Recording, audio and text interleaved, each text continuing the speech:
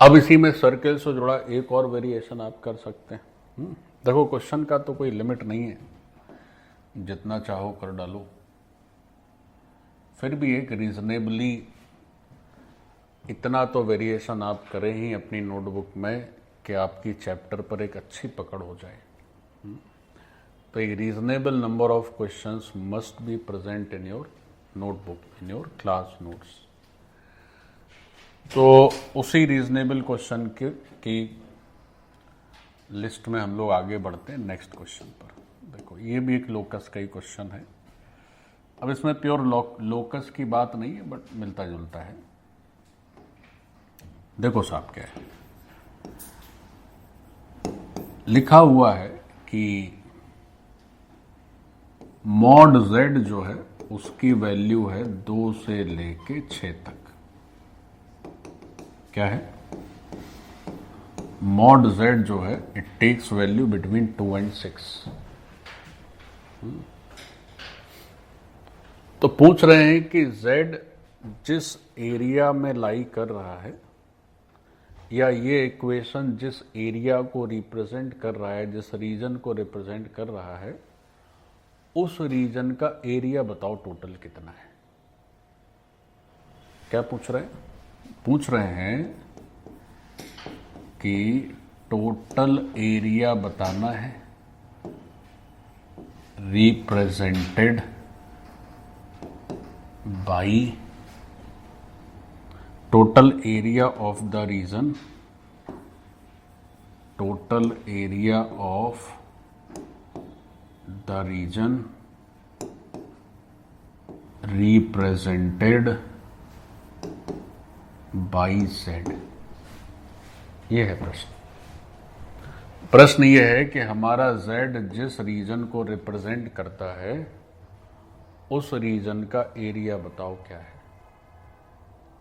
ये क्वेश्चन, हमारा Z जिस रीजन को रिप्रेजेंट करता है, आप उस रीजन का एरिया बता दें क्या है। तो पहले तो आपको यही समझ हो कि साहब ये रीजन भी रिप्रेजेंट करता है क्या। तो पहले तो वो रीजन दिमाग में आए, अच्छा हाँ साहब ये रीजन हो गया।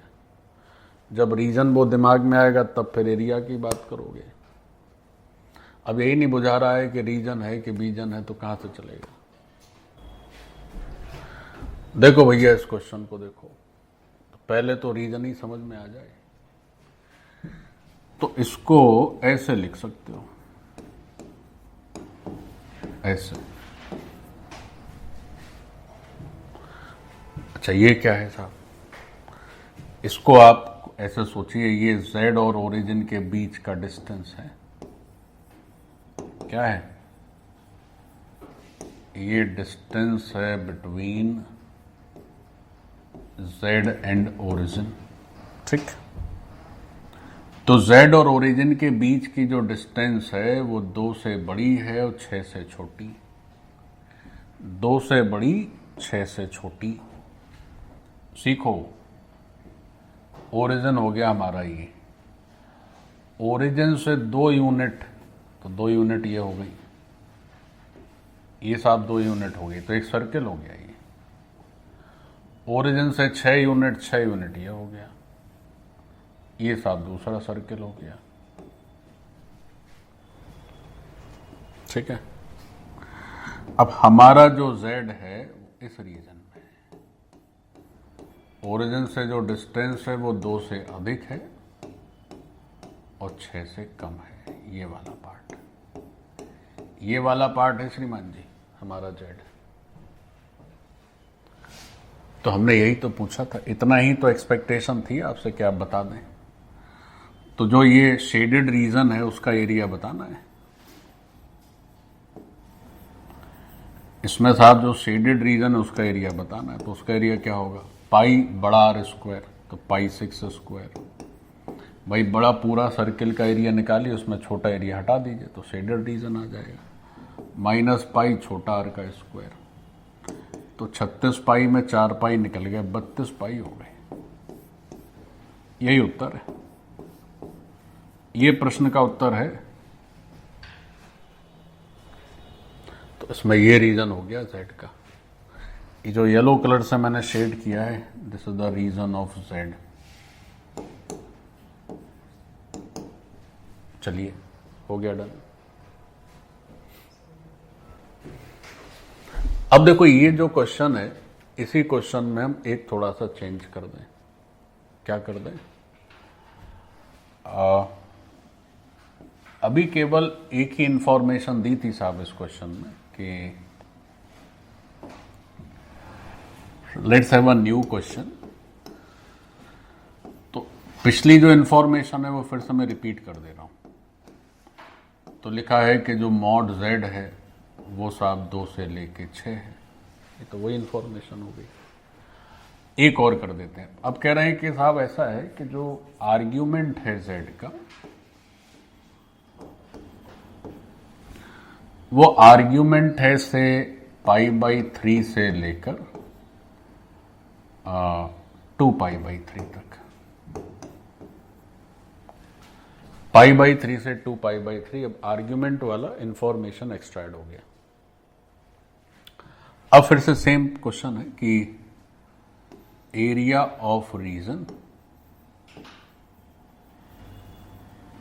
Represented by z। This is the question. हमें क्या करना है? उस z का, उस रीजन का एरिया बताना है which is represented by z। तो देखें, कर सकते हैं क्या? तो जो पीछे हम लोग पढ़ रहे थे वो तो अभी भी वैलिड है कि हमारा जो z है उसका ओरिजिन से डिस्टेंस 2 यूनिट है। तो एक ये सर्किल ड्रॉ कर लीजिए आप, एक ये ड्रॉ कर लीजिए आप। ये ओरिजिन हो गया, ये 2 यूनिट हो गई दूरी, और ये दूरी हो गई साहब 6 यूनिट ऐसी। अब क्या है कि अब एक चीज और आ गई साहब। क्या हो गया कि आर्ग्यूमेंट की बात और कर दी इन्होंने। तो मान लेते हैं कि ये रेफरेंस हॉरिजॉन्टल एक्सिस है, रियल एक्सिस है। अच्छा, अब आर्ग्यूमेंट कह रहे हैं z का π/3 से 2π/3 ही होना चाहिए। तो हमारा जो बीच का रीजन है, जो पहला, जो केवल मॉड z वाला है, वो तो पूरा ही रीजन है साहब। तो इतना सब रीजन है जो पिछले क्वेश्चन में हमारा आंसर आया था। तो ये पूरा रीजन है। अब ये भी हो गया कि आर्ग्यूमेंट की वैल्यू π/3 से आपको 2π/3 लेनी है, तो इस पर थोड़ा सा गौर करना होगा। तो π/3 मीन्स हो गया 60 डिग्री। तो ऑलमोस्ट ये जो मैं लाइन खींच रहा हूं, खींच तो रहे हैं यार, ऑरेंज कलर से आ नहीं रही है, लेकिन थोड़ा ऊपर करता है।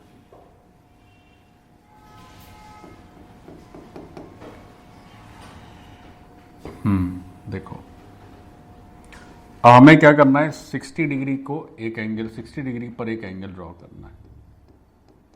तो ये ऑलमोस्ट 60 डिग्री हो गया ऐसा। ये 60 डिग्री है, ये π/3 है, और 2π/3 कुछ यहां पे आ जाएगा। 60 + 60, ये 60 और हो गया। ठीक है, तो ये पूरा जो एंगल है दैट इज 2π/3। तो आपको z अब कौन सा लेना है? तो आपको वही z लेना है जो 60 से 120 के बीच में रहे। यानी अब आपका रीजन केवल इतना ही है जो मैंने ऑरेंज से हाईलाइट किया है, ये वाला पार्ट। यानी space between these 2 circles as well as ये, इसके नीचे नहीं जाना चाहिए, ये बाउंड्री, और इसके भी नीचे नहीं जाना चाहिए। ये आंसर हो गया। तो भाई आर्ग्यूमेंट अगर इसके नीचे चला जाएगा तो फिर 60 से नीचे उतर जाएगा। तो आर्ग्यूमेंट हमारा 60 से ज्यादा ही होना चाहिए और 120 से कम आना चाहिए। तो 60 से 120 आर्ग्यूमेंट हो गया। तो अब हमें क्या करना है? इतने हिस्से का ही एरिया बताना है। तो एरिया कैसे बताओगे? देखो आंसर लिख रहे हैं, तो एरिया कैसे लिखा जाएगा? तो अब आप इसको ऐसे समझो कि आप इतने रीजन को जरा मैं थोड़ा हाईलाइट कर देता हूं अच्छे से। ये वाला पार्ट है, ये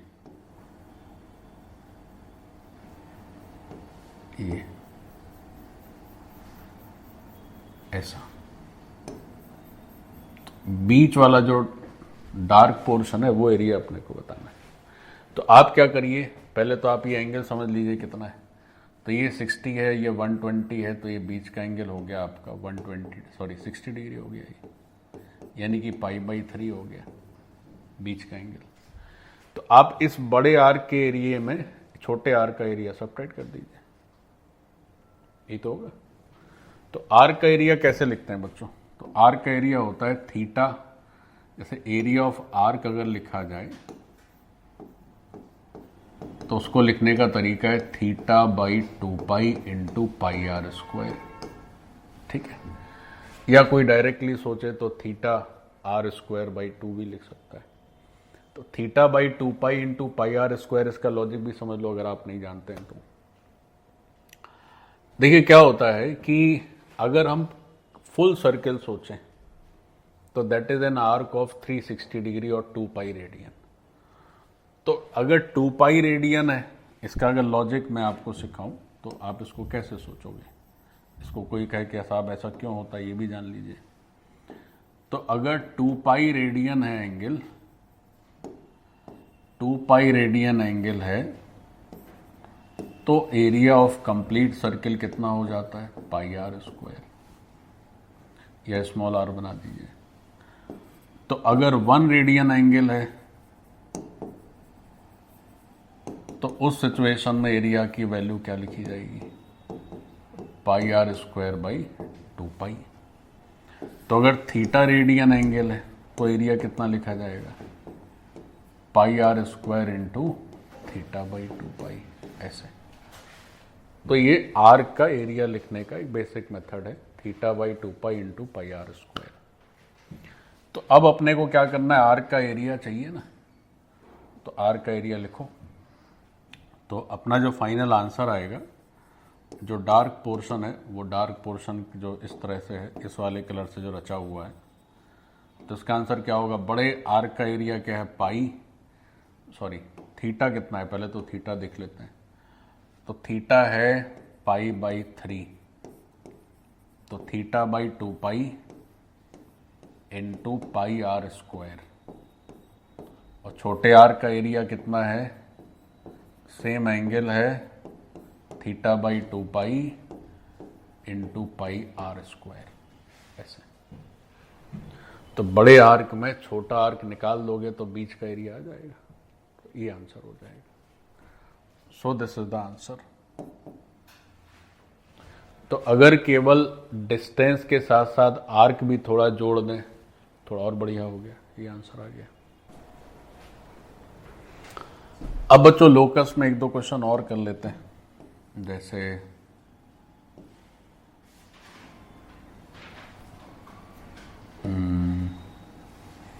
लोकस पर प्रॉब्लम चल रही है, तो let's see some more questions over locus. तो जैसे लिखा हुआ है कि, अच्छा एक चीज मैंने नहीं बताई, अगर इस तरह से भी लिख के आ जाए तो आप चिंतित ना हो। जैसे सपोज लिखा हुआ है से mod of z minus z1 to the power n लिखा हुआ है, मान लेते हैं। इसके ऊपर इंटीग्रल पार्ट लगा हुआ है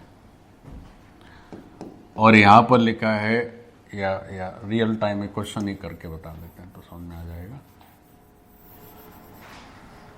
जैसे बच्चों क्या है कि हमारा जो गिवन इंफॉर्मेशन है वो कुछ इस तरह का है कि mod of z plus 2 minus 3i है, उसकी पावर n है, और सामने है z माइनस 3 प्लस i, उसकी पावर भी n है। अब कह रहे हैं कि आप लोकस ऑफ z बताइए क्या होगा। ये प्रश्न पूछा गया है। तो z का लोकस कैसे करेंगे? अब देखो इसको कैसे निपटना है। अब आपके मन में आएगा साहब ये तो पावर एन आ गई, तो बड़ा डेंजरस हो गया, इसका क्या करें, पावर एन से कैसे निपटे। तो देखिए पावर एन ये फालतू का ड्रामा है। कैसे ड्रामा है, जैसे एक चीज़ मैंने आपको सिखाई थी कि अगर आप z की पावर n का मॉडुलस करें तो this is mod z to the power n। होता है कि नहीं होता है, क्योंकि जब आप z को अलग अलग मल्टीप्लाई करोगे तो सारे z का मॉडुलस सेपरेट हो जाता है। तो ये बात तो हमें पता ही रहती है। तो इसका मतलब ये हो गया कि जो सामने लिखा हुआ है उसको आप इस तरह से सोच सकते हैं, z माइनस ऑफ -2 + 3i, और उसकी पावर क्या है साहब n है, तो n चला जाएगा बाहर, और z माइनस ऑफ 3 - i, और इसका भी n चला जाएगा बाहर। ठीक है, अब इसके मॉडुलस की पावर n और इसके मॉडुलस की पावर n दोनों बराबर हैं, तो इसका बस यही मतलब है कि दोनों मॉड भी बराबर होने चाहिए। ऐसे ये और ये क्या होने चाहिए, सेम होने चाहिए। तब तो पुरानी क्वेश्चन हो गया, परपेंडिकुलर बाइसेक्टर लोकस हो जाएगा, है ना। अच्छा, आप जरूरी नहीं कि आप उसी से करें ज्योमेट्री से, आप चाहें तो z को x + iy करके मॉडुलस लेके आमने सामने लिख देंगे, तो इधर से जो x² y² और सामने के x² y² कैंसिल हो जाएंगे, आप वैसे भी कर सकते हैं। It's not necessary that you go with geometry, आप बिना उसके भी कर सकते हैं। आप z को x + iy लिख के सोचिए, तो यहाँ पे एक कॉम्प्लेक्स नंबर बन जाएगी एक्स वाई के टर्म में दूसरी, तो मॉड लेके करिएगा तो भी सेम ही रिजल्ट आएगा। बट अगर आप ज्योमेट्री थोड़ा बहुत जानते हैं तो दैट इज वेरी नाइस। तो -2, 3 इधर हो गया और 3, -1 इधर हो गया, तो ये हमारी कॉम्प्लेक्स नंबर z1 हो गई, ये z2 हो गई। हमारा लोकस क्या हो जाएगा, परपेंडिकुलर बाइसेक्टर, इसके ऊपर कहीं z है, तो आप जो परपेंडिकुलर बाइसेक्टर की इक्वेशन लिखिएगा दैट इज योर आंसर। हो गया। अब कई बार ऐसा भी होगा कि आप ज्योमेट्री यूज नहीं कर पाएंगे, तो अब नहीं कर पाएंगे तो नहीं कर पाएंगे।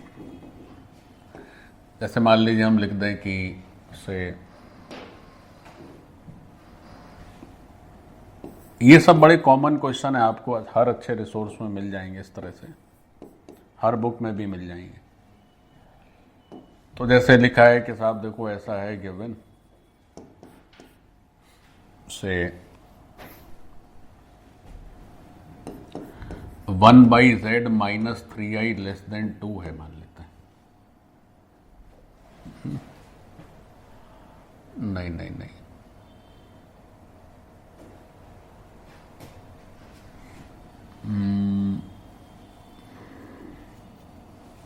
थोड़ा डिफिकल्टी हो जाएगा।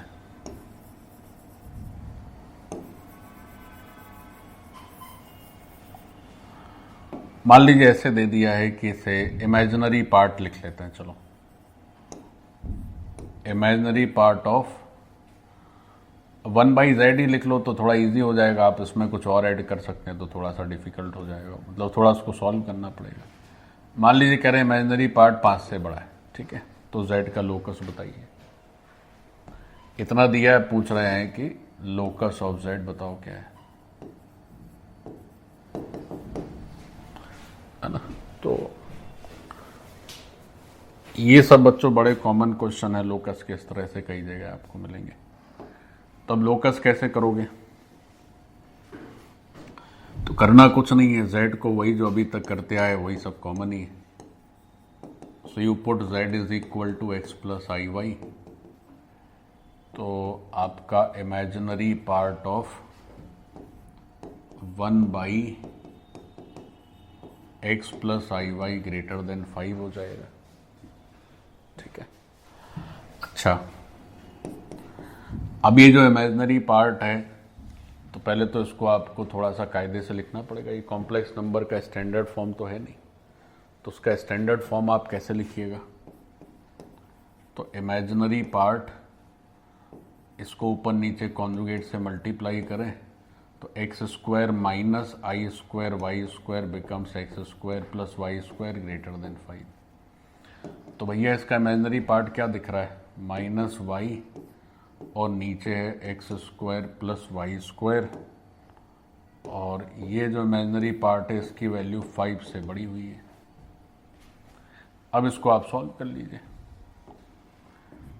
तो अब इसको अगर आप सॉल्व करेंगे तो x square plus Y square से मल्टीप्लाई कर दीजिए, चूंकि पॉजिटिव है तो मल्टीप्लाई करने में कोई हर्जा नहीं है। तो ये 5x square plus 5y square plus y कैसा हो जाएगा, लेस देन 0। ये हो गया आंसर।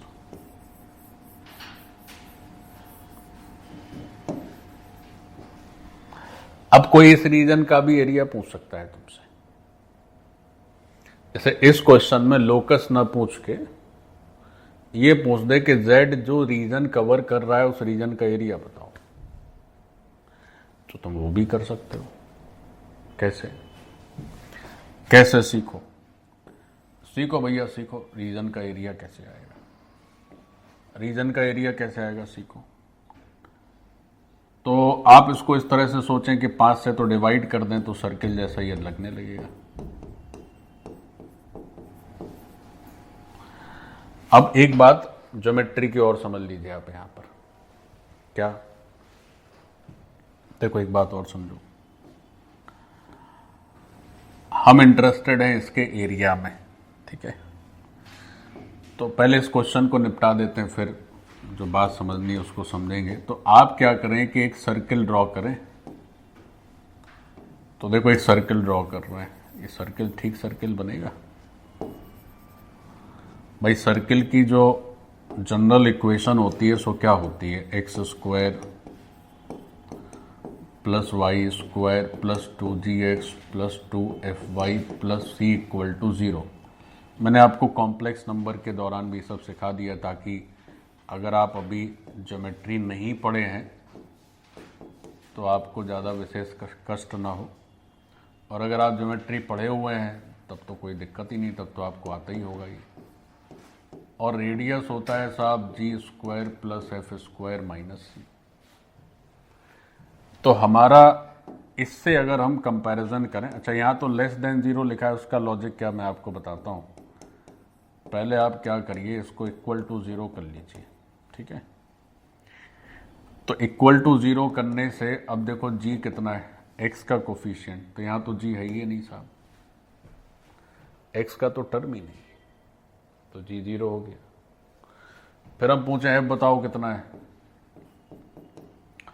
तो जो y का कोफिशिएंट होता है वो 2f होता है, तो 2f है 1/5, तो f हो जाएगा 1/10। फिर पूछे c बताओ, कांस्टेंट यहां c है ही नहीं, इतना ही है, बस इतना ही तो है। तो अब अगर इस सर्किल के लिए सेंटर पूछा जाए तो सेंटर बताओ क्या होगा। तो सेंटर का फॉर्मूला हमने सीखा है माइनस जी, तो जी तो है ही नहीं, तो 0 और माइनस एफ, ये हो गया सेंटर। फिर पूछें कि इसकी रेडियस बताइए कितनी है, आर, तो G square plus F square minus C, ना जी है ना सी है, तो बस यही आएगा, बस इसी का स्क्वायर आएगा। जी है नहीं तो 0, सी है नहीं तो 0, तो 1/10 हो गई रेडियस। तो ये सेंटर है, ये रेडियस हो गई। सर्किल ड्रॉ करते हैं, देखो साहब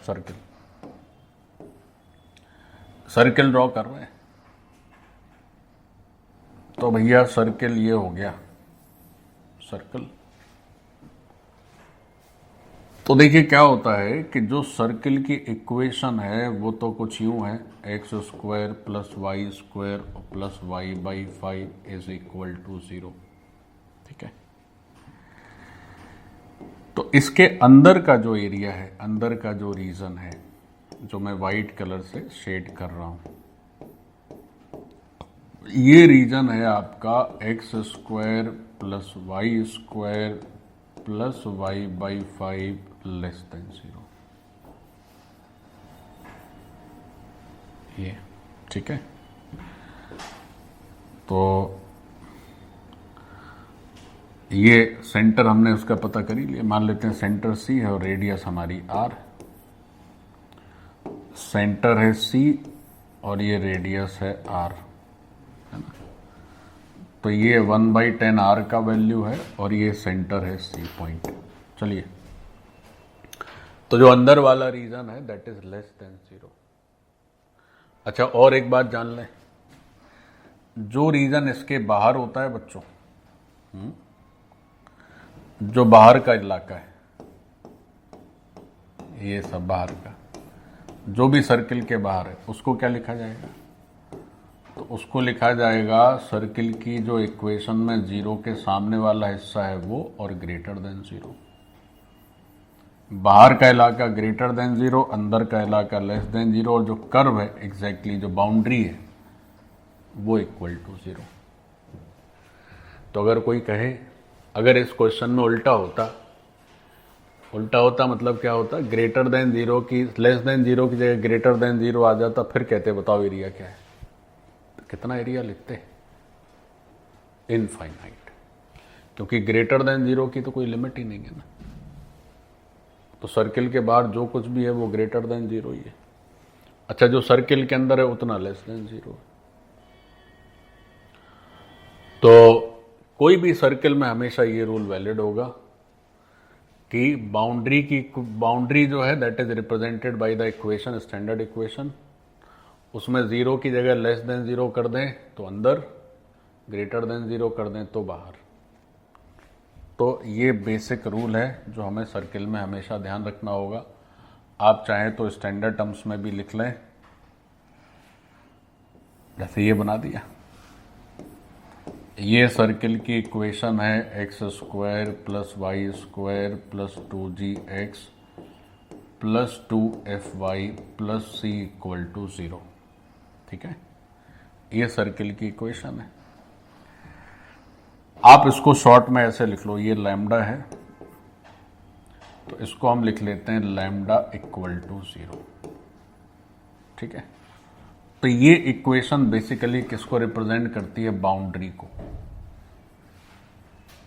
बाउंड्री ऑफ सर्कल।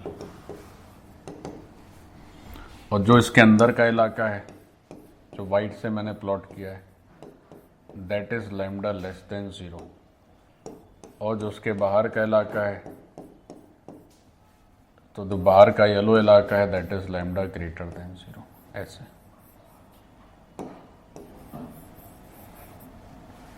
हो गया। सर्कल के ऊपर, सर्कल के अंदर, सर्कल के बाहर।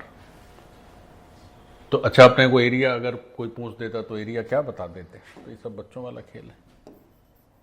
एरिया बताते πr², r 1/10। डन।